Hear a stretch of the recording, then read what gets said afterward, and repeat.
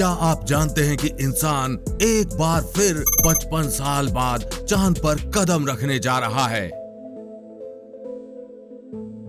जी हां, सही सुना आपने। 1972 के बाद अमेरिका का नासा एक बार फिर चांद पर जा रहा है, जिसके लिए उन्होंने आर्टेमिस 3 मिशन का ऐलान किया है। ये चंद्र मिशन पहले के चंद्र मिशनों के मुकाबले बड़ा और बेहद खास होने जा रहा है, क्योंकि इंसान पहली बार चांद के दक्षिणी ध्रुव पर जो उतरने वाला है। चलिए आज इस वीडियो में जानते हैं ये आर्टेमिस 3 मिशन क्या है। साथ ही जानेंगे इंसान इस मिशन के तहत कैसे 55 सालों बाद चंद्रमा पर कदम रखेगा और चांद से पृथ्वी पर कैसे वापस आएगा। आर्टेमिस 3 नासा का एक महत्वाकांक्षी मिशन है, जिसके तहत इंसानों को फिर से चांद पर भेजा जाएगा। इस मिशन के लिए नासा ने 4 एस्ट्रोनॉट्स का चयन भी कर लिया है। ये हैं first Christina H Koch, mission specialist America. Second Jeremy Hansen, mission specialist Canada. Third Victor Glover, pilot America. Fourth Lee Wiseman, commander America. ये मिशन इसलिए भी बेहद खास होने जा रहा है क्योंकि पहली बार कोई महिला चांद पर उतरने वाली है। साथ ही इस बार इंसान चांद पर 1-2 दिन नहीं बल्कि 6 से 7 दिन रहकर पृथ्वी पर आने वाला है। 55 साल यानी 1972 में अपोलो 17 मिशन के बाद ये पहला मौका होगा जब कोई इंसान दोबारा से चांद की सतह पर जाएगा और पृथ्वी पर वापस आएगा।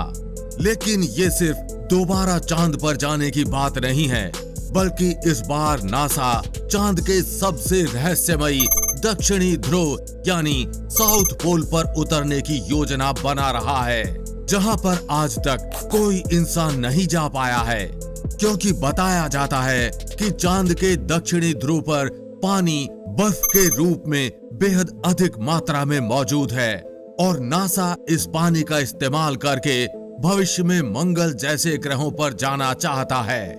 साथ ही चांद का दक्षिणी ध्रुव अपने अंदर कई ऐसे राज छुपाए हुए हैं जिससे अभी पूरी दुनिया अनजान है। भारत का चंद्रयान 3 भी इसी दक्षिणी ध्रुव पर गया था। आर्टेमिस 3 पूरे 25 से 30 दिन का मिशन होने जा रहा है, जिसमें पृथ्वी से लॉन्चिंग से लेकर चांद पर पहुंचने, चांद पर रहने और चांद से वापसी का समय शामिल है। चलिए अब जानते हैं आर्टेमिस 3 की पृथ्वी से चांद तक पहुंचने से लेकर चांद से पृथ्वी पर वापसी की पूरी प्रक्रिया। आर्टेमिस 3 मिशन को कैनेडी स्पेस सेंटर से नासा के अब तक के सबसे ताकतवर रॉकेट SLS यानी स्पेस लॉन्च सिस्टम के द्वारा लॉन्च किया जाएगा। ये 2 बूस्टर्स और 2 स्टेज वाला एक रॉकेट है, जिसके ऊपर चांद तक जाने वाला ओरियन स्पेसक्राफ्ट लगा हुआ है। इसी में ही उस दिन ये 4 अंतरिक्ष यात्री बैठे होंगे। आर्टेमिस 3 मिशन लॉन्च होते ही सबसे पहले SLS रॉकेट के 2 बूस्टर इंजन शुरू होंगे और रॉकेट तेजी से अंतरिक्ष की ओर बढ़ेगा। लगभग 2 मिनट 10 सेकंड और 45 किलोमीटर की ऊंचाई पर रॉकेट से दोनों बूस्टर इंजन्स अलग हो जाएंगे और पहली स्टेज का रॉकेट, जिसे लिक्विड हाइड्रोजन या लिक्विड ऑक्सीजन बोला जा रहा है, शुरू होगा। ये SLS रॉकेट का सबसे बड़ा हिस्सा भी है। लगभग 8 मिनट 30 सेकंड और 160 किलोमीटर की ऊंचाई पर पृथ्वी की कक्षा में पहुंचने के बाद रॉकेट से ये सबसे बड़ा हिस्सा भी अलग हो जाएगा और ICPS यानी अपर स्टेज इंजन शुरू होगा। इस इंजन का काम है ओरियन स्पेसक्राफ्ट को पृथ्वी की कक्षा से चांद की कक्षा की तरफ धकेलना, जिसे ट्रांसलूनर इंजेक्शन कहा जाता है। अपर स्टेज इंजन शुरू होते ही यान तेजी से चांद की ओर बढ़ेगा और 3 से 4 दिन के बाद ओरियन स्पेसक्राफ्ट चांद की कक्षा में होगा। यहां पहुंचते ही अपर स्टेज भी ओरियन से अलग हो जाएगा। अब अगले 1 दिन तक ओरियन चांद की कक्षा में घूमेगा और वहां पर पहले से मौजूद स्पेस एक्स स्टारशिप HLS, जो पृथ्वी से मिशन लॉन्च से पहले ही भेजा गया है, उससे जाकर डॉक यानी जुड़ेगा। ओरियन से 2 अंतरिक्ष यात्री निकलकर स्टारशिप HLS में चले जाएंगे और स्टारशिप HLS अब ओरियन से अलग हो जाएगा। अलग होने के बाद स्टारशिप HLS चांद की ओर बढ़ेगा, जबकि ओरियन बाकी बचे 2 अंतरिक्ष यात्रियों के साथ चांद के गोल गोल चक्कर लगाएगा।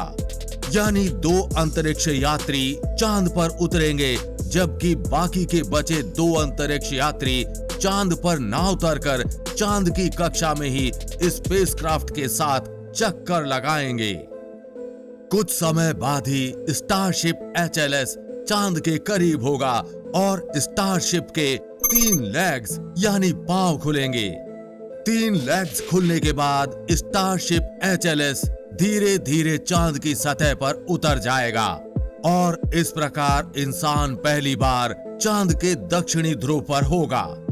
स्टारशिप का गेट खुलेगा और दोनों अंतरिक्ष यात्री लिफ्ट के माध्यम से चांद की सतह पर आएंगे। चांद पर ये अंतरिक्ष यात्री 6 से 7 दिन तक रहेंगे, जिसमें चंद्र मिट्टी और पत्थर के नमूने इकट्ठा करना, पानी के लिए बर्फ की तलाश करना, वैज्ञानिक उपकरण लगाना जैसे सिस्मोमीटर, भूकंप नापने वाला यंत्र, चांद पर चलना और भविष्य के लिए डेटा इकट्ठा करना शामिल है। आपको बता दें कि 6 से 7 दिन तक ये दोनों अंतरिक्ष यात्री चांद की सतह पर नहीं रहने वाले हैं, बल्कि हर दिन काम करने के बाद वापस से स्टारशिप के अंदर आ जाएंगे, जिसमें उनके खाने, पीने, सोने और मनोरंजन की हर एक सुविधा उपलब्ध होगी। फिर अगले दिन वापस चांद की सतह पर उतरेंगे। 6-7 दिन बाद शुरू होगा धरती पर वापसी का सफर। ये सफर शुरू होते ही दोनों अंतरिक्ष यात्री सबसे पहले स्टारशिप में आ जाएंगे। इसके बाद कुछ समय इंतजार होगा और नासा कमांड सेंटर के कमांड पर स्टारशिप चांद की सतह से उड़ेगा। उड़ते ही सबसे पहले 3 लेग्स बंद होंगे और वो तेजी से चांद की कक्षा की तरफ बढ़ेगा, जहां पहले से ओरियन स्पेसक्राफ्ट चांद के चक्कर लगा रहा है। कुछ घंटे बाद दोनों की चांद की कक्षा में डॉकिंग होगी और दोनों अंतरिक्ष यात्री स्टारशिप HLS से निकलकर ओरियन स्पेसक्राफ्ट में आ जाएंगे। इसके बाद दोनों स्पेसक्राफ्ट अलग हो जाएंगे और ओरियन स्पेसक्राफ्ट तेजी से अपने इंजन फायर कर पृथ्वी की तरफ निकलेगा। 3 से 4 दिन के सफर के बाद ओरियन पृथ्वी की कक्षा में होगा। पृथ्वी की कक्षा में आते ही सबसे पहले ओरियन का पीछे वाला पार्ट यानी ड्रॉग अलग हो जाएगा और शुरू होगी पृथ्वी पर उतरने की प्रक्रिया। ओरियन पृथ्वी के उष्ण वातावरण में प्रवेश करेगा और आग का गोला बन जाएगा। इस वक्त ओरियन पर लगी हीट शील्ड इसको बचाएगी। 7.6 किलोमीटर यानी 25,000 फीट की ऊंचाई पर सबसे पहले 2 पैराशूट खुलेंगे और ओरियन की रफ्तार तेजी से धीमी होने लगेगी। 5.5 किलोमीटर यानी 18,000 फीट की ऊंचाई पर 3 पैराशूट खुलेंगे और स्पेसक्राफ्ट की रफ्तार बिल्कुल ही धीमी हो जाएगी। धीमी रफ्तार के साथ साथ धीरे धीरे ओरियन इस प्रकार चारों अंतरिक्ष यात्रियों को लेकर पृथ्वी की तरफ बढ़ेगा और कुछ समय बाद समुद्र में स्प्लैश डाउन यानी उतर जाएगा। समुद्र में उतरने के बाद नासा की टीम के द्वारा सभी अंतरिक्ष यात्रियों को रिकवर कर लिया जाएगा और इस प्रकार पूरा होगा 55 सालों बाद इंसानों को चांद पर ले जाना और पृथ्वी पर वापस लाने का सफर।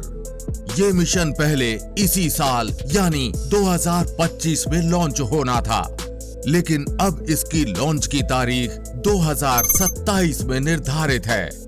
वीडियो के अंत में आपको बता दें कि जिस हिस्से स्टारशिप HLS को ओरियन ने चांद की कक्षा में छोड़ा था, उसको पृथ्वी पर वापस नहीं लाया जाता है।